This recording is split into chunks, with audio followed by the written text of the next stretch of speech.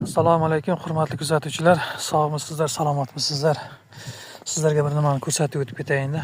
Va sizlarga ilindim shu narsani ko'rsatishda. Mansabga muvofiq topdim. Tarvuzda mana tarvuzimiz mana shunday bo'lib qolgan. Allohga shukr. Mana shu tarvuzlarimiz. Buni ochib chiqqanmiz ustini, yoz traktorga haydatamiz. Sizlarga ko'rsatadigan narsam o'sha tarvuz ekish jarayonida bir pomidorni tashlab ketgan edik mana. Shu pomidor. Bu yerda 40 borda, 40 santimetr balandligida. Lekin hosildorligini qarangizlar. Mana. Buni gullayib yotibdi. Pomidor. Sizlardan kommentariyaga o'z fikrlaringizni qoldiringizlar. Sizlarning fikrlaringiz men uchun ancha muhim. Mana shu kelgusi yili mana shu xuddi tarvuzdek qilib dugaga 1 gektarga pomidor eksam, nima deysizlar? Nima maslahat berasizlar?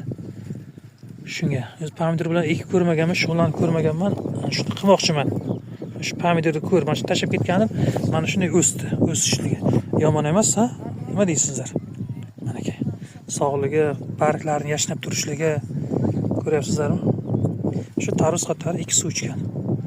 Shu pomidor. Tagida tarvuz ham turibdi mana aka.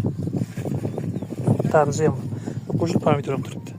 Nima deysizlar? O'z fikrlaringizni yozib qoldingizlar, iltimos sizlardan. Shunga qarab biz ish qilamiz. Sog' bo'lingizlar, salomat bo'lingizlar.